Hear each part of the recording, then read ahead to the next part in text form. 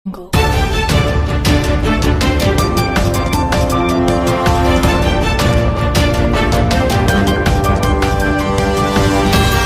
Jungle.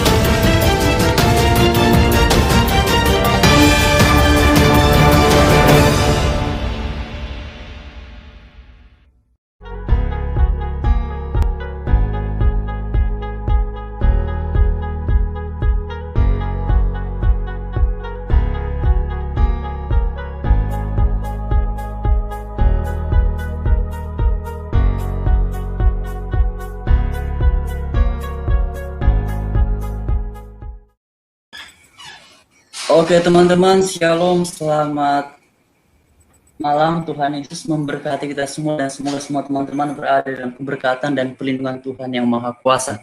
Nah teman-teman sekalian, dalam bagian ini atau di live kali ini kita akan kembali merenungkan firman Tuhan dan akan ada dua isu yang kita bahas seperti yang kalian semua bisa perhatikan di thumbnail terkait dengan ini teman-teman. Saya coba share screen terkait dengan adanya beberapa pihak yang menyampaikan untuk boikot produk yang terkait dengan Israel.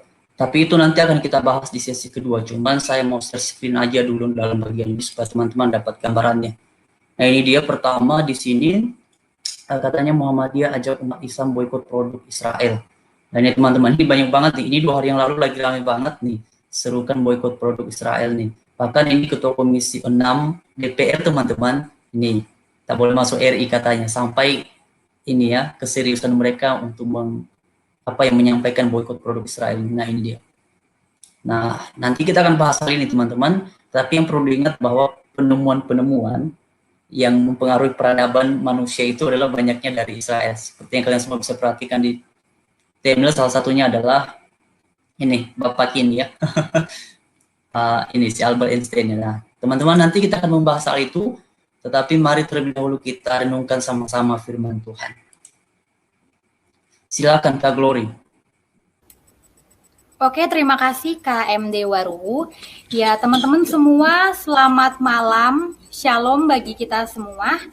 Berjumpa lagi di malam hari ini bersama aku, Glory, dan tentunya aku akan membahas renungan singkat dan topiknya masih seputar Alkitab dan perempuan.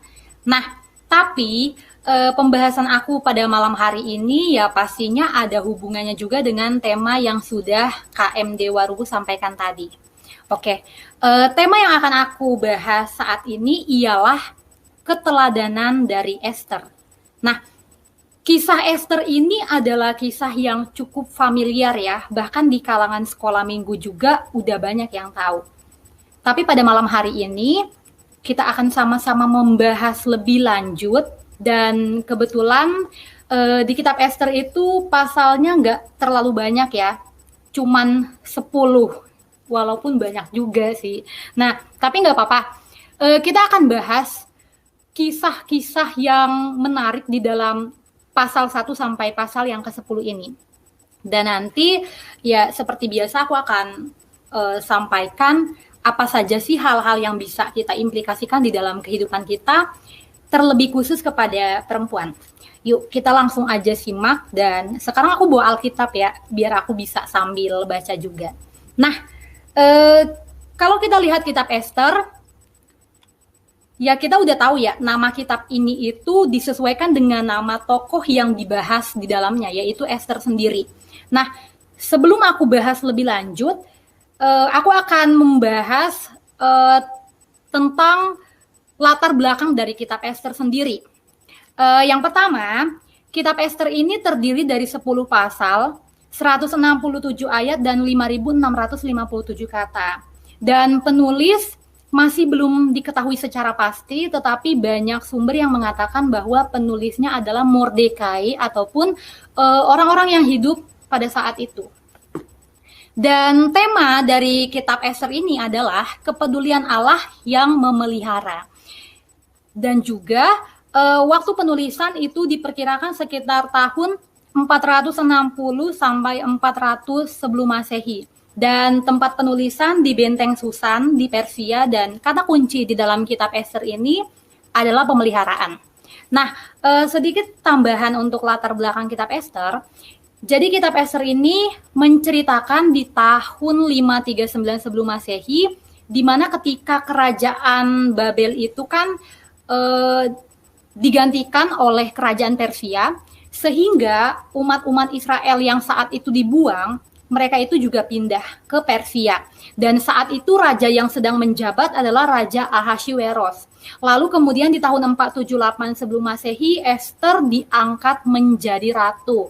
Nah, Ester ini adalah gadis Yahudi. Oke, kita akan bahas dari pasal 1. Nah, pasal 1 ini di bawah judul perikop Ratu Wasti dibuang.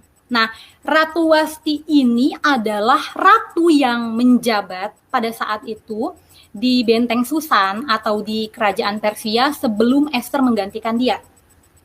Lalu kenapa bisa Ratu Wasti dibuang? Jadi gini, pasal 1 ini bercerita bahwa saat itu situasinya adalah raja sedang mengadakan perjamuan besar-besaran, di mana raja mengundang banyak pembesar atau mungkin kita bisa sebut sebagai pejabat-pejabat tinggi ya. Bahkan rakyat juga ada saat itu. Jadi pokoknya perjamuan yang diadakan oleh raja itu sangat ramai. Lalu kemudian Raja Ahasveros memanggil Ratu Wasti untuk menghadap dia. Dan raja meminta agar Ratu Wasti itu menunjukkan kecantikannya di depan rakyat, di depan pejabat-pejabat, pokoknya semua tamu saat itu. Tetapi Ratu Wasti menolak, dia nggak mau. Dan akhirnya karena penolakannya dia itu menyebabkan jabatan ratunya dicabut. Karena tingkah laku dia yang konyol itu sangat mengecewakan lah ya. Nggak cuman raja, tapi rakyat bahkan tamu-tamu undangan saat itu. Nah, kita lanjut ke pasalnya yang kedua. Di bawah judul perikop, Ester diangkat menjadi ratu. Ketika Ratu Wasti sudah dicabut jabatannya sebagai ratu, maka raja mengganti ratu baru. Tetapi dia nggak langsung tunjuk ya. Nah, disitulah diadakan seleksi, di mana raja meminta pegawai kerajaan untuk mengumpulkan perempuan-perempuan yang cantik pada saat itu. Dan perempuan-perempuan yang cantik ini tuh dikarantina dulu selama 12 bulan ya, atau 1 tahun. Jadi di dalam kitab Ester ini, terlebih khusus pasal 2, itu tuh sebetulnya menceritakan seperti pemilihan ajang Miss Indonesia saat ini ya. Contohnya seperti itu. Nah, kebetulan di dalam kerajaan itu ada seorang Yahudi yang bernama Mordekai. Nah, Mordekai ini adalah sepupu dari Ester. Tapi karena orang tua Ester itu sudah meninggal, akhirnya Mordekai ini mengangkat Ester menjadi anaknya. Padahal Ester itu ya masih sepupu dia lah ya. Kemudian karena saat itu Ester tinggal di kerajaan Persia, maka dia juga punya nama Persia. Nah, nama Persia dia adalah Hadasa. Kemudian karena dia cantik, akhirnya dia dimasukkanlah untuk ikut seleksi pencarian ratu saat itu. Tetapi yang uniknya Ester itu tidak hanya cantik ya, namun dia juga menunjukkan sikapnya yang sangat baik. Bahkan dikatakan di pasal 2 bahwa dia sangat elok perawakannya. Sehingga Ester bisa membuat siapapun yang berjumpa dengan dia jadi sayang sama dia. Termasuk ada salah satu penjaga perempuan saat itu yang bernama Hegai. Jadi Hegai ini merupakan pegawai kerajaan yang ditugaskan untuk menjaga perempuan-perempuan yang sedang mengikuti seleksi untuk menjadi ratu ini. Kemudian karena Hegai itu menyayangi dia, akhirnya Hegai itu mendandani Ester, memberikan Ester parfum sehingga dia bisa tetap tampil cantik. Tetapi sejauh itu Mordekai tetap melarang Ester untuk memberitahu identitas aslinya. Dan juga Mordekai tetap memantau Ester. Dia tetap berkeliling di depan gerbang istana untuk melihat bagaimana perkembangan Ester. Lalu Setelah Esther sudah mengikuti 1 tahun karantina di mana dia dilatih, dididik untuk menjadi seorang ratu yang baik, kemudian mereka itu menghadap raja. Namun sebelum itu, Esther sempat dipindahkan ke tempat khusus perempuan-perempuan terbaik. Begitulah ya. Nah, ketika dia menghadap raja, akhirnya raja bisa kagum sama dia dan sayang sama dia. Sehingga Esther pun dinobatkan sebagai ratu pengganti Wasti. Dan ketika Esther terpilih, raja mengadakan perjamuan juga. Lalu di pasal 2 ini diceritakan juga bahwa Mordekai itu dia mengetahui sebuah siasat yang jelek ya, di mana ada 2 orang penjaga pintu kerajaan yang berniat untuk membunuh Raja Ahasiweros. Dan 2 orang itu bernama Bigtam dan Teresh. Nah, mereka itu mau bunuh raja. Tetapi siasat ini diketahui oleh Mordekai. Sehingga Mordekai menyampaikan kepada Esther, lalu Esther menyampaikan juga kepada raja. Dan kemudian raja menyelidiki niat-niat yang tidak baik ini, dan ketahuanlah kalau 2 orang penjaga pintu istana ini ada niat jahat. Dan itu semua bisa ketahuan berkat si Mordekai. Oke, kita lanjut di pasal yang ketiga. Nah, di pasal yang ketiga, di bawah judul perikop, Muslihat Haman untuk memunahkan orang Yahudi. Di dalam pasal ini diceritakan bahwa Haman adalah pegawai istana yang pangkatnya tinggi. Jadi raja itu memberikan dia jabatan yang tinggi. Sehingga ketika Haman lewat di pintu gerbang, semua pegawai-pegawai itu sujud kepada dia. Nah, saat itu ada Mordekai juga yang di dekat pintu gerbang. Tetapi ketika dia melihat Haman, dia tidak mau untuk sujud. Karena dia sadar dia kan orang Yahudi gitu. Dan tingkah laku Mordekai ini juga ditegur sama pegawai-pegawai lain. Lalu ketika Haman melihat bahwa Mordekai itu tidak mau sujud, maka hatinya Haman ini panas, dia itu marah. Lalu kemudian dia berpikir, dia ingin membunuh Mordekai. Tetapi kemudian setelah dia berpikir-pikir lagi, dia justru berkata pada dirinya sendiri, sepertinya terlalu hina kalau aku membunuh Mordekai. Akhirnya niatnya dia itu bertambah. Niat jahatnya dia bukan hanya ingin membunuh Mordekai, tetapi dia ingin membunuh semua orang Yahudi yang ada di benteng Susan saat itu. Dan kemudian Haman ini ngadu ke raja. Yang dia adukan adalah kurang lebihnya seperti ini. Dia berkata kepada raja bahwa saat itu di benteng Susan ada sebuah bangsa lain, di mana bangsa itu memiliki hukum-hukum yang berbeda dengan bangsa-bangsa lainnya. Dan Haman berkata bahwa bangsa yang dia maksudkan tidak boleh diberikan keleluasaan selama mereka tinggal di benteng Susan. Tetapi saat itu, Haman tidak memberitahu kepada raja bahwa bangsa yang dia maksudkan adalah bangsa Yahudi. Sehingga ketika raja mendengar cerita dia, pengaduan dia, ya udah raja iya aja, lakukanlah sesuai apa yang kamu kehendaki. Dan ketika Haman sudah melihat atau menerima lampu hijau dari raja, kemudian Haman langsung menulis surat dan dia menyebarkannya ke seluruh bupati-bupati saat itu. Di mana surat itu berisi bahwa semua bangsa Yahudi yang ada di benteng Susan harus dibunuh. Dan kemudian karena surat itu sudah disebarkan, maka terjadilah kegemparan di seluruh benteng Susan. Karena mereka ketakutan dong, mereka pengen dibunuh. Kita lanjut ke pasalnya yang keempat. Di bawah judul perikop, usaha Mordekai untuk menolong orang Yahudi. Jadi ketika Mordekai juga sudah membaca surat itu, dia itu sangat sedih. Bahkan dikatakan di dalam pasal 4 ini, Mordekai itu langsung mengoyakkan pakaiannya, dia memakai kain kabung dan dia menaruh abu, itu lambang kesedihan. Kemudian dia berjalan di tengah-tengah kota, bahkan dia teriak-teriak karena hatinya sangat sedih. Kemudian orang-orang Yahudi saat itu juga mereka sangat sedih. Bahkan mereka berpuasa dan mereka meratap, mereka menangis, mereka sedih. Karena mereka tahu sebentar lagi mereka akan dibunuh. Dan ketika Esther mendengar ini, ya dia ikut-ikut galau juga. Pastilah, karena dia kan bangsa Yahudi kan.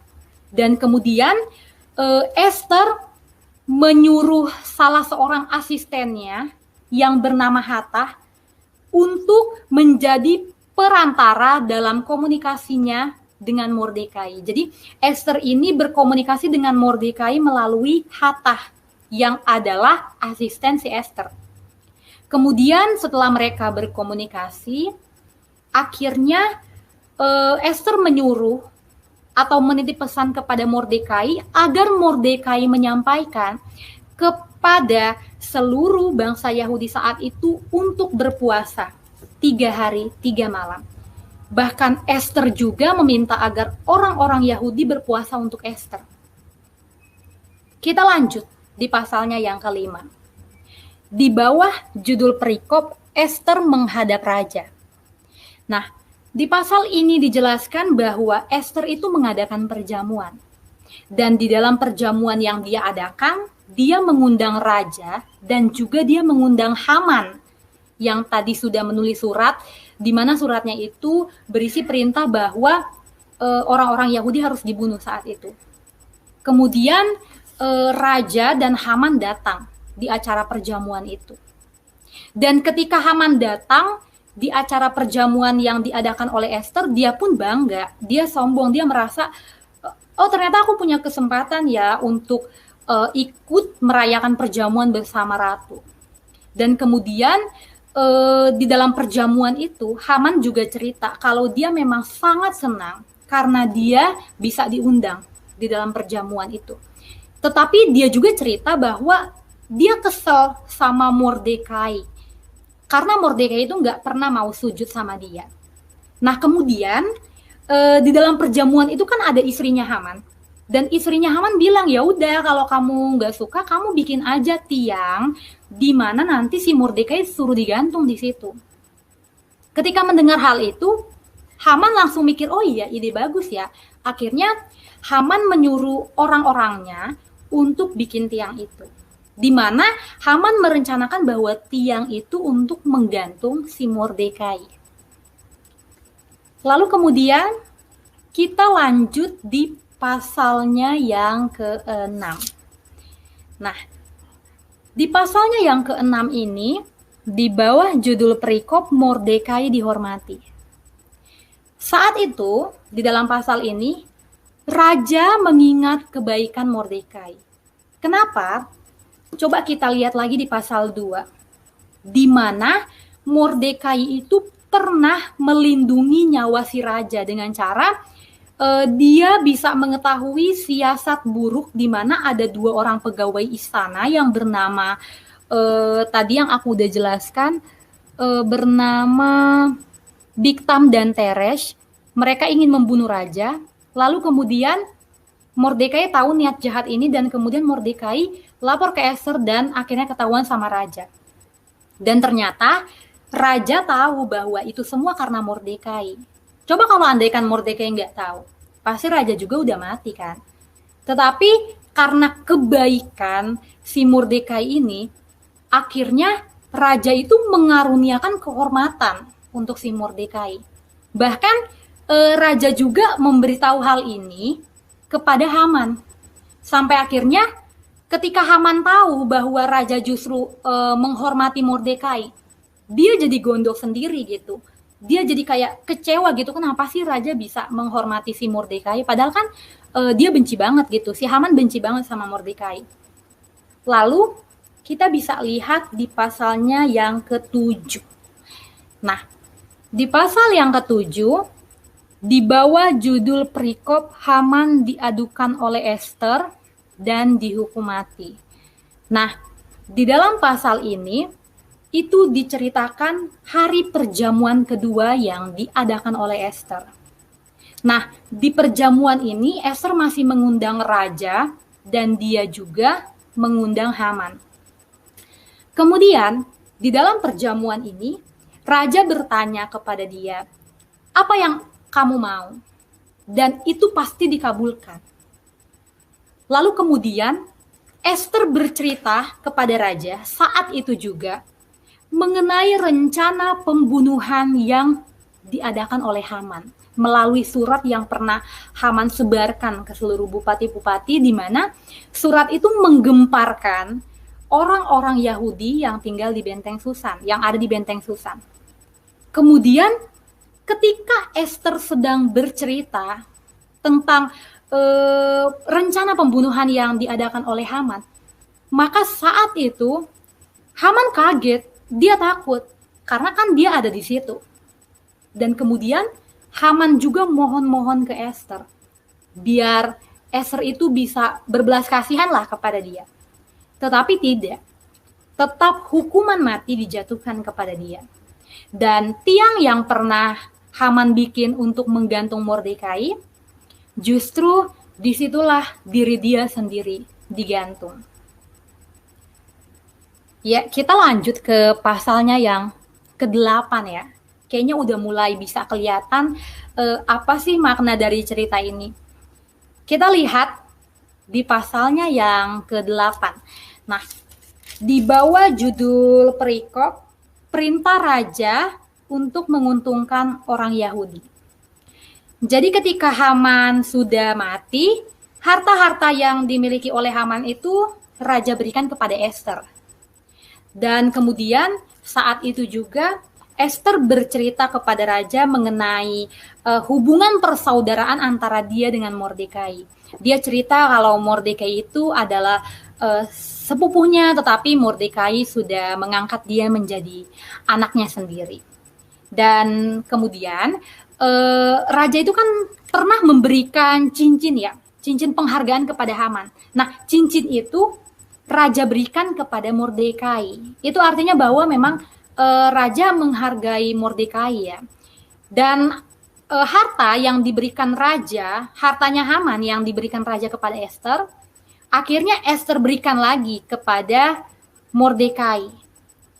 Dan kemudian di pasal ini diceritakan bahwa Esther sujud kepada raja dan dia menangis. Kemudian dia bilang sama raja seperti ini, Haman itu kan pernah sebar surat, di mana surat itu berisikan perintah untuk membunuh seluruh orang Yahudi saat itu. Nah, Esther meminta kepada raja agar raja mengubah atau meralat surat itu. Dan Esther mau surat itu disebarkan lagi ke seluruh Benteng Susan, biar orang-orang Yahudi yang udah ketakutan mereka bisa tenang gitu. Jadi intinya Esther meminta raja untuk ngetik ulang lah surat itu, di mana suratnya bukan berisi perintah pembunuhan, tetapi justru isinya adalah memberikan perlindungan kepada orang-orang Yahudi.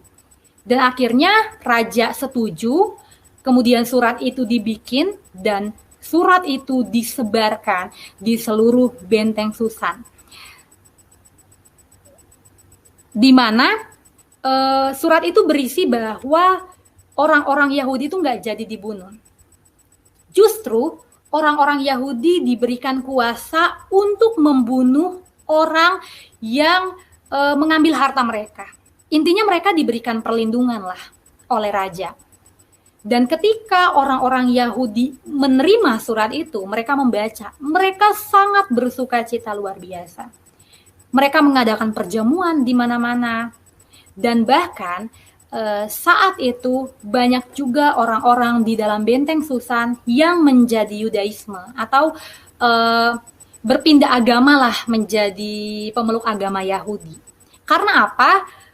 Saat itu orang-orang Yahudi mulai dijunjung ya, di mana Mordekai sendiri dia juga sudah memakai jubah kain lenan halus yang ada warna ungunya. Itu kan artinya dia diberikan penghormatan gitu. Jadi saat itu orang-orang di dalam Benteng Susan sudah melihat bahwa orang-orang Yahudi ini mulai dihargai dan diberikan kebebasan oleh Raja Ahasveros. Kita lanjut ke pasalnya yang ke-9, di bawah judul perikop tindakan orang Yahudi terhadap musuhnya. Nah, di dalam pasal ini dijelaskan bahwa kekuasaan Mordekai sudah makin tinggi. Dan ini menyebabkan pejabat-pejabat lain di benteng Susan itu takut sama Mordekai, bahkan sama orang Yahudi. Nah, saat itu ketika ada orang-orang lain yang anti-Yahudi, mereka langsung dibunuh. Bahkan di dalam benteng Susan sendiri udah ada 500 orang yang dibunuh. Dan semuanya adalah orang-orang yang anti-Yahudi. Jadi saat itu memang orang Yahudi merasakan sangat diberikan kebebasan. Bahkan di pasal ini juga dijelaskan bahwa Mordekai menuliskan surat kepada seluruh orang Yahudi, di mana Mordekai menjelaskan di dalam surat itu bahwa orang Yahudi sudah menerima belas kasihan, mereka sudah menerima kemenangan, bahkan mereka sudah menerima sukacita, sehingga Mordekai mau orang Yahudi selalu mengingat hari sukacita itu. Dan akhirnya untuk mengingat hari-hari kemenangan orang Yahudi, di dalam pasal ini dijelaskan bahwa ditetapkanlah hari raya Purim, di mana hari raya itu merupakan suatu ketetapan orang-orang Yahudi untuk mengingat kalau mereka itu sudah diberikan kebebasan. Mereka itu sudah menerima sukacita selama mereka berada di benteng Susan. Padahal mereka kan adalah orang-orang asing ya, orang-orang buangan. Tetapi karena mereka sangat bersyukur sampai akhirnya mereka sepakat Hari Raya Purim dijadikan sebagai ketetapan yang mereka lakukan, saking mereka senang dan mereka bersyukur. Dan di pasal yang terakhir, itu di bawah judul perikop kebesaran Mordekai.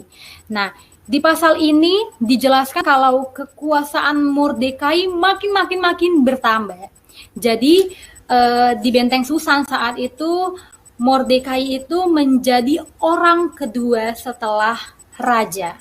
Mungkin kalau zaman sekarang kayak wakil presiden gitu kan. Nah, Mordekai itu punya jabatan itu saat itu. Nah, yang terakhir kita akan bahas makna dari cerita Ester dan implikasinya. Mengenai teologi kitab Ester. Ya, banyak juga di antara orang Kristen yang kalau baca kitab Ester ternyata nggak ada nama Allah ya disinggung di dalam kitab Ester. Ya itu memang betul.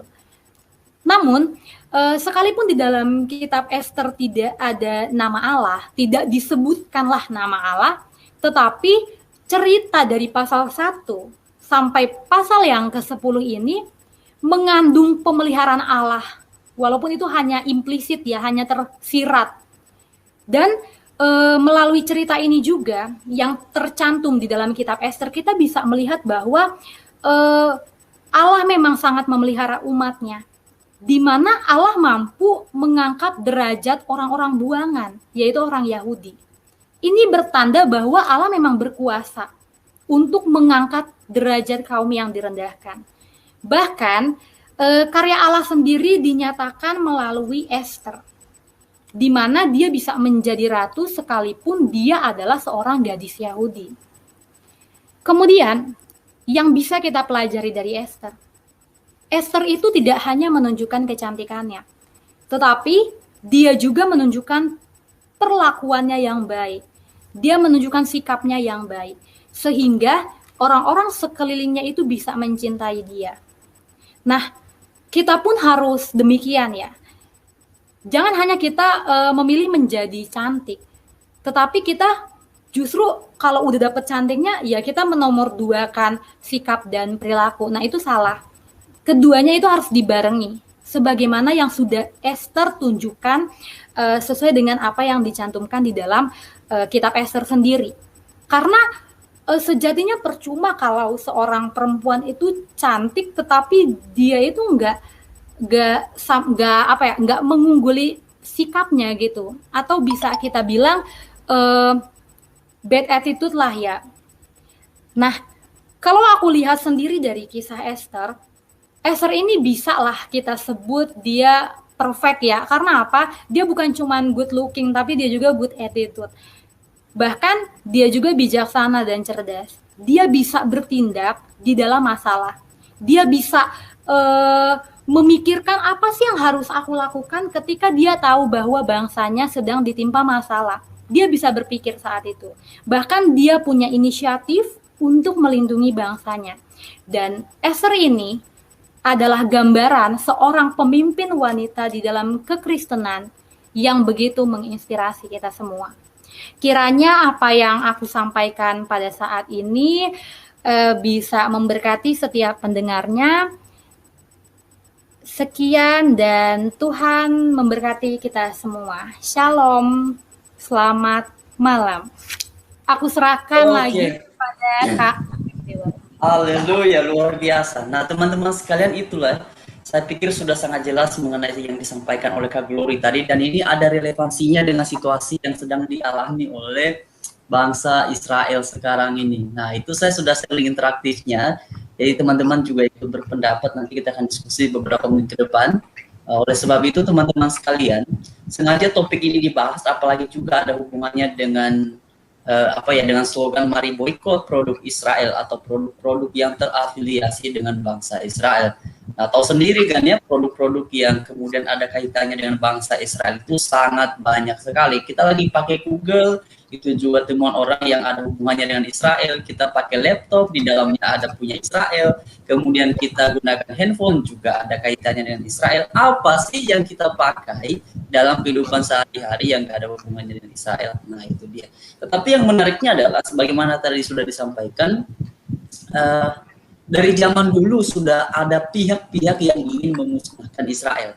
Nah, ini ada hubungannya dengan Iran yang sekarang dan juga dengan orang rekan-rekan yang lain seperti Hamas dan segala macamnya. Nah, karena itu teman-teman sekalian, mari kita diskusikan hal ini. Jadi kalian bisa masuk ya, saya sudah share link interaktifnya, jadi kalian bisa ikut berdiskusi. Ini saya beritahukan dulu ke teman-teman saya, ini mereka sudah nanya apakah sudah mulai atau belum untuk mendiskusikan hal ini. Jadi saya berharap diskusi nanti ini akan memberikan kita edukasi serta membuka wawasan berpikir kita terkait dengan sejarah Israel dan juga situasi-situasi yang dihadapi sekarang ini. Sebenarnya dari dulu sudah terjadi, dari dulu sudah sering begitu, bukan hal yang baru ya. Itu Kak Gloria sebagaimana tadi Kak Gloria sampaikan ya. Dan kemudian teman-teman mengenai pesan tadi yang disampaikan ini, bahwa itulah peran Esther ya untuk menyelamatkan bangsanya. Nah, ini Pak Eka, Shalom Pak Eka. Shalom, shalom. Shalom, hambanya luar biasa, haleluya. Ini Pak Eka, kita sedang membahas mengenai sejarah Israel di dalam kitab Esther. Jadi ini ada hubungannya dengan sekarang ini ya, mana Israel kembali lagi menghadapi pihak-pihak yang ingin memusnahkan mereka. Dan juga di bangsa kita sendiri lagi ada ini Pak, ini lagi beberapa waktu yang lalu kan kita membahas terkait dengan ini ya Pak ya, mau boikot produk Israel katanya, tapi 2 hari yang lalu ada lagi Pak beritanya, semakin giat mereka menggelorakan, membuat slogan boikot produk Israel. Gimana menurut Bapak ini, kajian Bapak ini? Luar biasa. Oh, pertanyaannya ke saya ya, sebentar ya, saya pakai ini dulu, headset ya. Ya, gimana diulangin Pak Waru?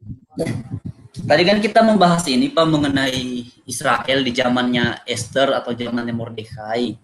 Nah, itu sudah dipresentasikan dengan luar biasa oleh Kak Glory. Nah, sekarang juga ada kaitannya dengan situasi di bangsa kita yang bahkan sekarang ini kan banyak banget yang menghujat Israel, dan juga ini akhir-akhir ini lagi ada ini Pak slogan baru atau kembali digelorakan slogan ini boikot produk Israel. Nah, menurut Bapak nih boikot-boikotnya gimana nih Pak? Boikot-boikotnya ini. Apa yang diboikot ya? Produk Israel hampir-hampir nggak ada di Indonesia kecuali Intel. Ya. Tahu ya Intel ya? Intel itu ya, Central Processing Unit yang ada di semua komputer, khususnya PC ya, maupun di dalam mainframe yang di dalam teknologinya dari Israel tuh. Ya. Kalau itu diboikot mati semua dong komputer di seluruh Indonesia. Itu jadi pertanyaan buat kita. Ya, mati semua komputer di Indonesia. Karena di dalam hal ini sendiri, Intel itu adalah buatan Israel. Kalau di dalamnya kita tahu gitu ya, hubungan dagang kita dengan Israel itu sejak tahun 1970 ya, lewat negara ketiga yang paling dekat adalah apa? Negara ketiga itu Singapura, karena dia punya hubungan diplomatik dengan Israel. Ya, hubungan diplomatik dengan Israel, ya, maka kita belanjanya itu sendiri kalau melakukan suatu hubungan dagang harus lewat Singapura yang harganya pasti lebih mahal sekali ya, teknologinya lebih mahal. Yang punya hubungan diplomatik di Asia Tenggara ini terutama adalah ini yang menerima hasil luar biasa dari Israel, yaitu Thailand ya. Thailand itu sendiri pertaniannya luar biasa maju, terutama buah-buahannya. Contohnya adalah di durian itu sendiri, karena teknologi Israel yang dipakai. Ya, teknologi Israel yang dipakai. Terus lagi negara yang juga nggak dipandang sebelah mata dulunya, yaitu Ethiopia. Nah, Ethiopia itu sendiri sekarang jadi pengekspor ya hasil pertaniannya. Karena apa? Karena dia pakai teknologi Israel. Ethiopia itu sendiri. Tapi lucunya Ethiopia ini sendiri ya, dengan program Israel itu yaitu Aliyah, ya Aliyah namanya. Ternyata dari 12 suku Israel, ya yang tersisa kan suku Yehuda sama Benyamin, ya. Yehuda itu sendiri jelas di dalam sini itu garis keturunan dari Yesus Kristus ya. 10 sukunya sudah nggak ada, karena di dalam sendiri pada saat 935 sebelum Masehi ada 12 suku dari keturunan Israel, yaitu khususnya Yakub ya, dengan 4 istrinya, 2 istri bersaudara, Lea ya, dan seterusnya. Kemudian anak 12 yang jadi suku Israel, 10-nya itu sendiri punah karena di dalam sini di abad 721 sebelum Masehi kena serbuan dari Babilonia ya, dari Asyur ya, tentara-tentara Asyur itu sendiri musnah. Tinggal 2 karena itu posisinya di kerajaan utara ya, tinggal 2 di kerajaan selatan, yaitu Yehuda dan juga Benyamin ya. Nah, Ethiopia itu sendiri ternyata walaupun dia berkulit hitam masih ada keturunan Israel. Ya, kita tahu Israel itu sendiri di dalam sendiri apa ya, kalau saya katakan negara itu nggak akan bisa berkembang. Ya, penduduknya saja di Israel itu cuma 9 juta. Ya, dan juga di dalamnya negaranya itu 3 kali Jakarta. Ya, kalau Jakarta itu 661 km persegi, Israel itu cuma 21-an kilometer persegi. Ya, dan juga di dalam harus keturunan Israel untuk bisa jadi Judaism itu sendiri. Harus keturunan Israel. Jadi tapi di dalam teknologinya luar biasa. Ya, teknologinya luar biasa. Ya. Nah, di dalam ada salah satu menterinya itu sendiri, yaitu menteri di dalam urusan pengungsian, karena 1948 kemerdekaan Israel itu kan membawa tuh para pengungsi Israel yang ke dunia, terutama di Eropa Barat dan Eropa Timur. Di Eropa Barat mereka di dalam ini enak hidupnya, di Eropa Timur yang agak susah ya. Terus lagi ada perang dunia ya, yang kedua khususnya dia di Holocaust sama Hitler ya, maka banyak pulanglah Israel. Sudah lihat negara Israel itu adalah merdeka tahun 1948. Sebagian di Amerika, itu dia yang menguasai keuangan Amerika. Nah, di dalam sini Israel peranannya apa di Indonesia? Selain tadi ada hubungan dagang ya, dan juga di dalam banyak orang yang buka hubungan diplomatik itu mendapatkan ahli teknologi, terutama lah contohnya Thailand ya. Amerika pun sama di dalam Soviet itu beli di dalamnya alat-alat perangnya itu dari Israel. Ada ternyata perannya yang luar biasa. Ya, dari banyak negara, Israel yang pertama kali datang, yaitu 17 tahun yang lalu pada saat tsunami Aceh tahun 2004. Israel tuh yang membantu orang-orang Aceh, ya, waktu saat terkena tsunami. Itu adalah sejarah loh yang tidak bisa dilupakan. Ya, sejarah yang tidak bisa kita lupakan. Jadi di dalamnya Israel yang masuk dulu. Kalau di dalam sendiri kita di dalam sini membela Palestina, salah satu yang sering dibicarakan oleh para politisi karena Palestina adalah negara yang pertama kali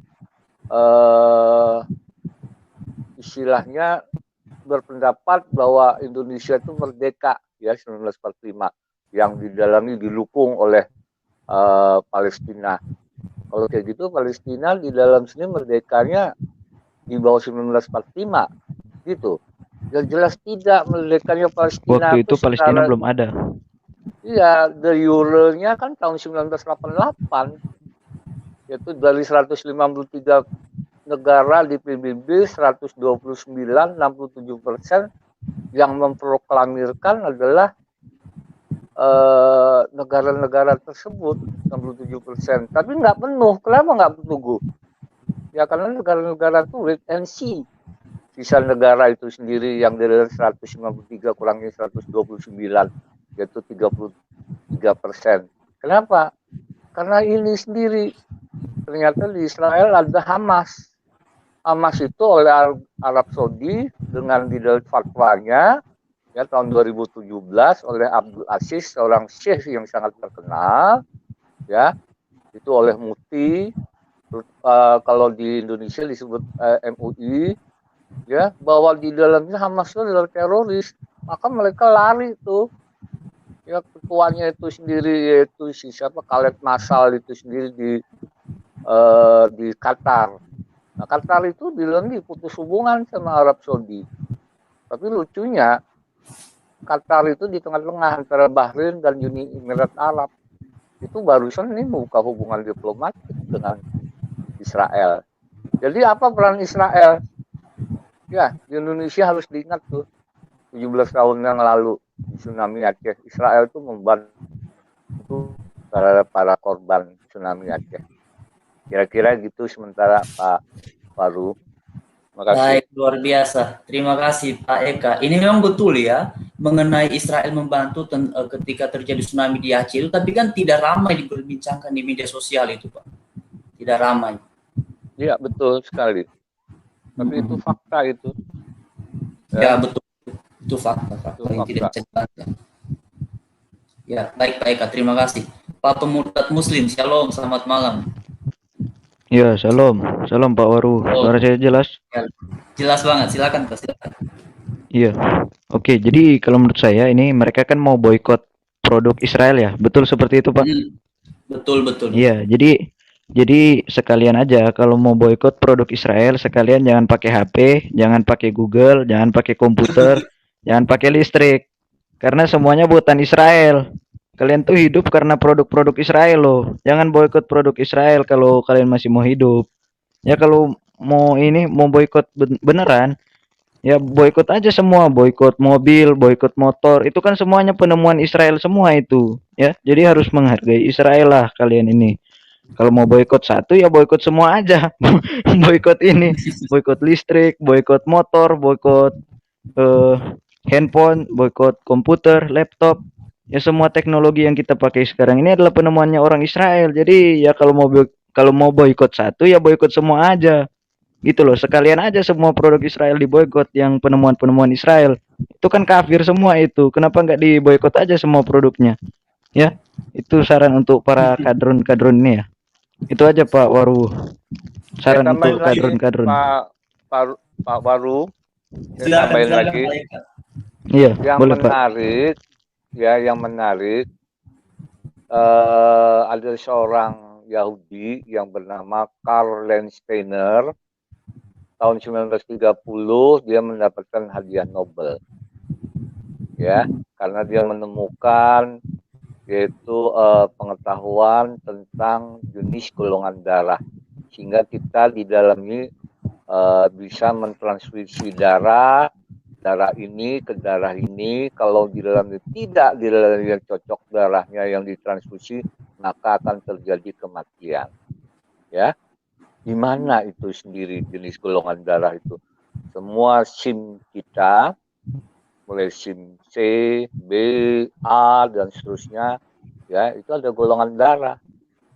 Ya, golongan darah, sehingga kalau misalnya kita dalam sini membutuhkan darah, terjadi kecelakaan atau apapun, itu adalah lihat dari sana. Ya, maka di kalau enggak kematian itu yang kita hadapin. Kalau misalnya itu diboikot, berarti kita semua suruh buang dong, semua SIM itu sendiri. Karena di situ ada tertulis loh, jenis golongan darah loh.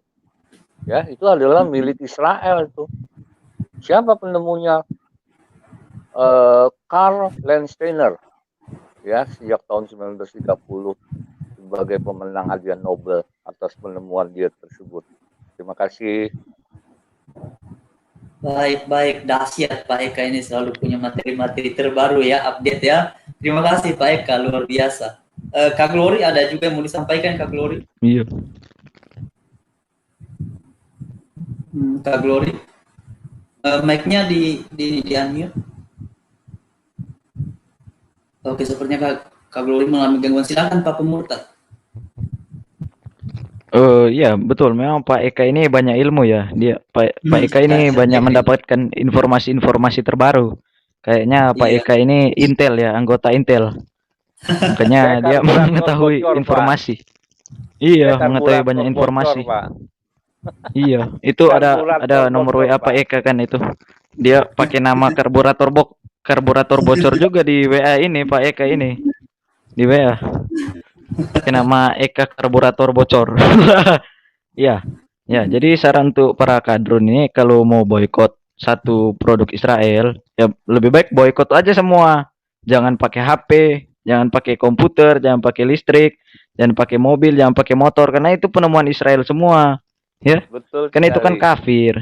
Iya, kalau memang kalian mau ini boykot ya udah boykot aja semua, jangan pakai listrik, jangan pakai teknologi karena teknologi itu buatan orang Yahudi. Gitu loh. Jadi kalau nggak mau pakai teknologi ya udah balik lagi ke zaman batu gitu loh. Jadi para kadrun-kadrun ini kalau memang betul-betul anti Israel, memang betul-betul mau memboikot, ya boikot aja sekalian semuanya. Semua teknologi yang kita punya ini, ya termasuk HP yang kita pakai untuk berkomunikasi ini, ya itu buatan Israel. Jadi kalau mau boikot satu, ya boikot aja sekalian semuanya. Dan pakai ini teknologi gitu loh, agar kembali ke zaman batu, ya para kadrun-kadrun ini, gitu loh. Itu aja Pak Waru. Iya, kalau diboikot kan kasihan. Saudara kita nggak bisa Facebookan, nggak bisa Google, nggak bisa YouTube. Lah kan minta menjadi mundur dong. Kasihan saudara-saudara kita tersebut. Maka saran saya harus berhati-hati ya untuk memboikot. Ya, kalau memboikot berarti di dalamnya semuanya diboikotkan, di dalamnya kita masih butuh ya. Ya, Facebook masih butuh, YouTube masih butuh, ya terus lagi di dalam Google masih butuh. Lah kita kalau misalnya Google sampai diboikot berarti kan kita nggak tambah pintar dong nantinya. Kan kasihan, ini sama dengan di dalam sendiri gol bunuh diri itu. Jangan ya. Iya. Itu saran saya. Kan Google penemuan Yahudi. Iya itu dia. Microsoft juga punya Yahudi, Bill Gates. Iya. Ya, Intel itu semua komputer, dalam chip-chip di dalam HP kita Android itu di dalam punya Yahudi loh teknologinya. Ya. Ya sudahlah. Itu tolong dipikirkan ulang ya. Dipikirkan ulang. Terima kasih dari saya Pak Waru, silakan lanjut.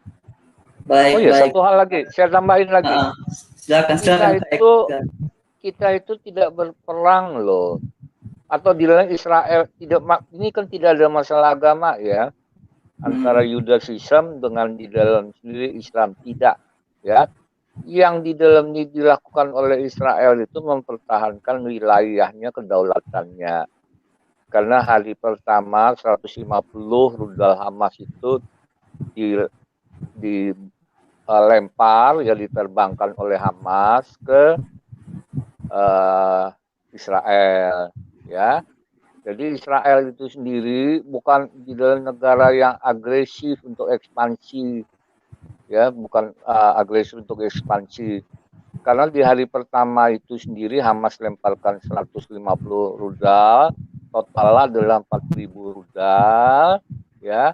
Rudal itu dari Iran. Iran itu siapa? Ya, kaum Syiah yang jadi lawan dari kaum Sunni. Dan juga di dalam sendiri Hamas itu adalah teroris. Siapa yang ngomong? Mesir sudah lama, ya.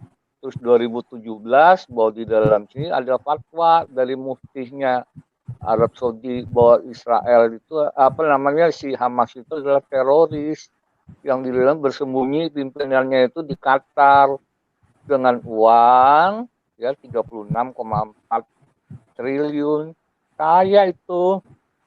Ya sangat kaya. Dan juga di dalamnya kita harus tahu ya samping itu juga bahwa Israel itu bukan negara yang agresi. Kenapa? Israel itu cuma 3 kali besar dengan Jakarta.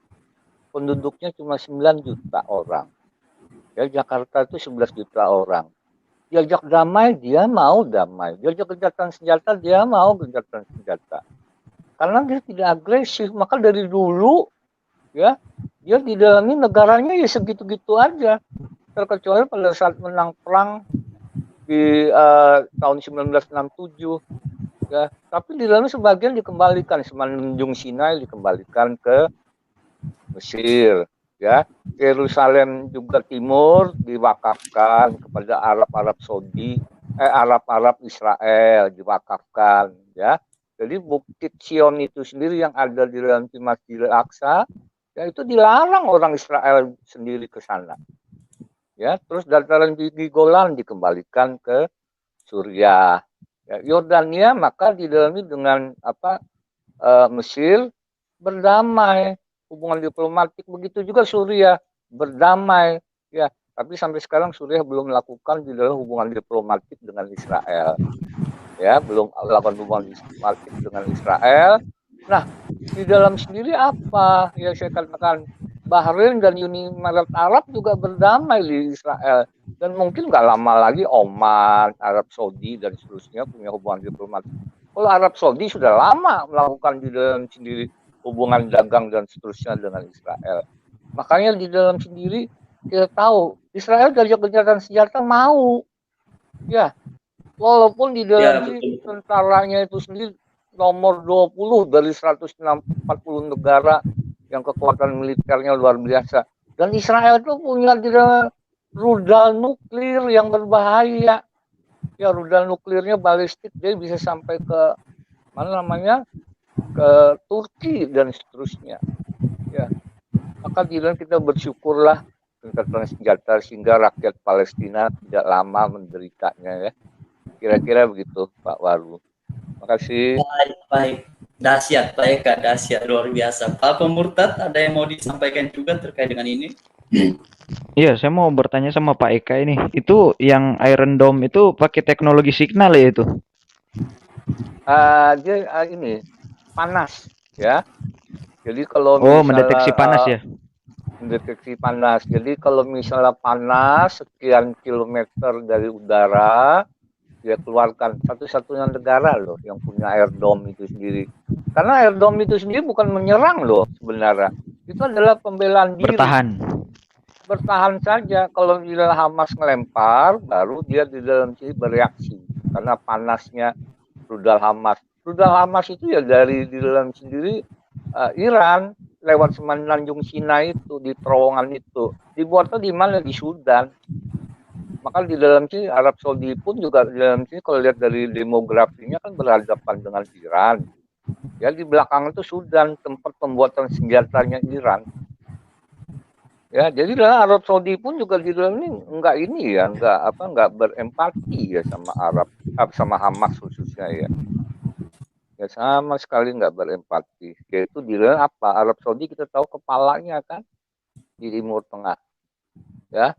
Dan dia punya di dalamnya kalau dia mau menyerang yang namanya Jazirah Arab lewat barat dia, ya lewat barat, lewat laut dia punya 8 kapal dengan rudal nuklirnya, 6 kapal selam dengan rudal nuklirnya. Nggak akan ada pembelaan. Ya Hamas itu kalau dia lewat barat, lewat Jazirah, lewat di dalam sendiri Laut Merah, ya nggak akan ada di pertahanan. Ya ini masih dilayanin gitu ya, by darat ya. Kalau by sea, by laut itu nggak akan ada pertahanan. Ya Hamas itu habis ya Hamas itu. Ya, untung Israel tidak seperti itu ya. Bukan saya membela Israel, saya hanya membela rakyat Palestina yang menderita. Ya. Dan saat itu juga Israel ada pesawat terbang F-35-nya. Dia lihat di radar ada para anak-anak dan ibu-ibu karena kan dipakai tameng manusia. Itu kembali loh pesawatnya itu sendiri. Ya, nggak jadi nyerang. Dan juga di jalur barat itu sendiri dia kasih makan, dia kasih minum. Ya listrik nggak diputus, air nggak diputus, karena di sana Israel melihat ada diri manusia sipil di sana, ya bukan hanya Hamas saja. Nah, kira-kira begitu dari saya. Terima kasih. Baik Kak, terima kasih, dahsyat selalu baik Kak ini. Pak Pemurtad, ada lagi yang mau ditanyakan Toka Glory? Silakan kalau ada yang mau ditanyakan Pak Eka nih. Pak Eka jadi narasumber utama jadinya nih ya. Kasihan untuk janganlah saya Pak Eka ini narasumber utama jadinya. Karburator bocor saya. Karena memang untuk sesi ini kita bahas 2 isu. Tadi kita sharing atau renungan firman Tuhan dulu terkait dengan Israel. Barulah di sesi ini, nah ini dia nih kesempatan nih untuk bertanya sama Pak Eka nih, dahsyat. Silakan Pak Pemurtad kalau ada lagi yang mau ditanyakan ke Pak Eka. Oh, jadi Israel ini satu-satunya negara yang mempunyai Iron Dome ya? Iron Dome. Satu-satunya negara ya Pak Eka ya? Satu-satunya negara. Negara lain belum ada teknologi seperti ini? Enggak ada. Amerika sama Uni Soviet saja, Rusia ya kalau sekarang ya. Dia beli di dalam persenjataan dari Israel. Ya. Wah, dia berarti punya 684 pesawat loh, termasuk di dalamnya pesawat siluman itu F-35. Ya, Hamas ini berarti sama sekali. Iya. Ya, lanjut. Teknologi Israel semua kan, tapi kenapa ini si Hamas pakai untuk menyerang Israel? Padahal penemuan Israel. Nah, itu di dalam sendiri yang namanya teroris ya apapun dilakukan kan. Ya, untuk cari simpati dunia. Ya. Iya. Simpati dunia. Kemudian di dalam iya. Ya. Di framing seolah-olah Palestina itu pro-Muslim. Di framing Palestina pro-Muslim. Padahal itu perang perebutan tanah. Iya. Palestina itu bukan 100% Muslim loh. Ya. Penguasa Palestina itu di West Bank, di Jazirah, di Yerusalem Timur itu punya presiden loh, Mahmud Abbas, punya bendera, punya lagu kebangsaan, punya parlemen, punya ibu kota namanya Ramallah, ya. Dan itu sendiri di dalamnya apa mereka itu? Yaitu nasionalis sekuler, jadi ada Kristennya juga. Dan ada Yahudi juga. Ya. Ada agama juga yang disebut dengan Druze, ya. Maupun juga di dalam ini Bahai. Ya, jadi saya katakan di dalam sini yang diperangi Israel itu hanya Hamas, ya, dan juga dia bertahan dengan Iron Dome-nya itu sendiri. Karena Iron Dome itu di dalam bukan tujuannya menyerang ya sebenarnya. Kalau dia menyerang di dalam dia pakai pesawat itu. Dan di mana tempat pusat-pusatnya Hamas. Ya dia nggak menyerang sipil, tapi karena Hamas itu dia taruh di dalam rudal di sekitar masyarakat sipil, ya suka nggak suka akhirnya terkena ya. Karena di dalam rudal itu kan di dalamnya kan nggak bisa milih-milih. Ya kadang-kadang itu sendiri ya. Jadi kalau misalnya dia ditempatkan di satu gedungnya dihancurin, ya ada Hamasnya dan juga ada penduduknya, ya habis juga lah. Makanya kasihan, ya. Indonesia punya rumah sakit loh di Gaza itu sendiri loh, ya. Dan rumah sakitnya Indonesia itu penuh. Ya kasihan, ya. Dengan penduduk sipil itu sendiri kasihan. Jadi saya katakan perang ini untung gencatan senjata. Ya, Israel itu mau untuk diajak gencatan senjata. Iya, yang teroris itu kan Hamas, harus dibasmi itu Hamas. Iya, iya. Makanya Arab Saudi itu mengeluarkan fatwa Israel jangan diperangin, ya. Jadi di dalam ini Arab Saudi itu malahan di dalam ini sama sekali tidak suka dengan Hamas. Apa saja yang dikatakan teroris oleh Arab Saudi, ya. Satu, Hamas. Kedua, Ikhwanul Muslim. Ketiga, Al-Qaeda. Keempat, ISIS. Ya. Dan juga wilayah itu siapa yang menang tuh didapatkan? Yaitu di dalam ini Israel pada saat tahun 1967. Dan juga ya ada satu perang lagi tahun 1973 yaitu Yom Kippur. Itu diserang tuh ya pada saat Israel di dalam merayakan hari kebesarannya. Ya, di bulan Ramadan juga diserang ya. Israel keteteran, tapi akhirnya dia bisa membalik keadaan dan di dalam sini keteteran lagi di Mesir. Ya, itu kan diserang Mesir, Yordania maupun Suriah dan juga ditambahin satu Libanon. Ya, dari Hizbullah ya. Hizbullah, tapi di dalam strategi perangnya Israel itu bagus. Ya.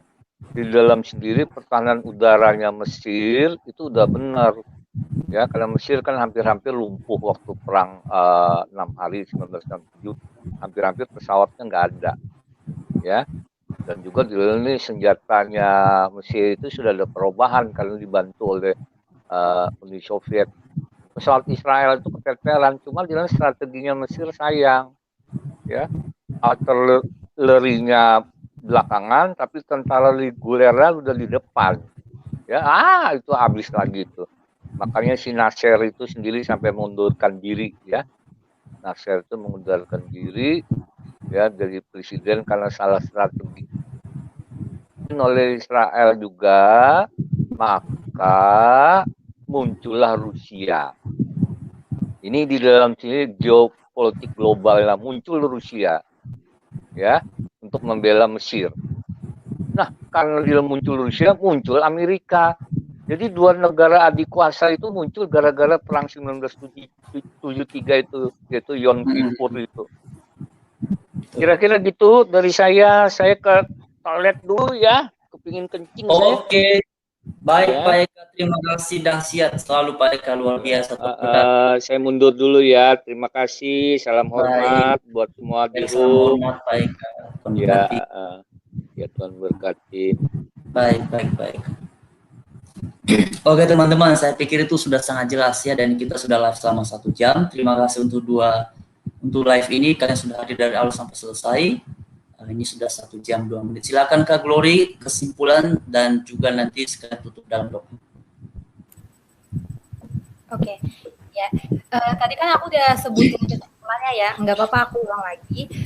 Jadi melalui kisah Esther yang aku sampaikan itu, di situ kita bisa melihat bahwa providensia atau pemeliharaan dari Allah itu memang nyata bagi orang Yahudi saat itu, dan itu tandanya bahwa pemeliharaan Allah tidak hanya berlaku saat itu saja, tetapi itu tetap berlaku hingga saat ini. Bahkan bukan hanya untuk orang Yahudi, tetapi untuk kita juga yang percaya di dalam namanya, yaitu nama Tuhan Yesus.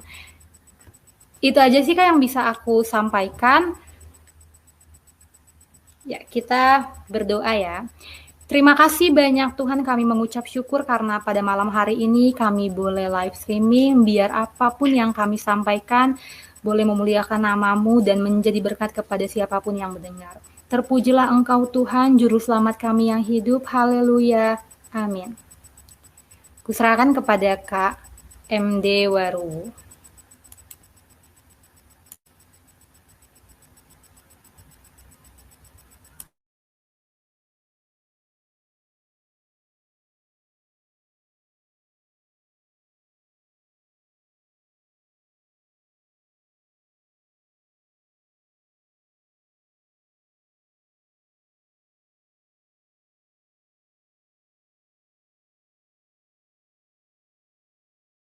Audio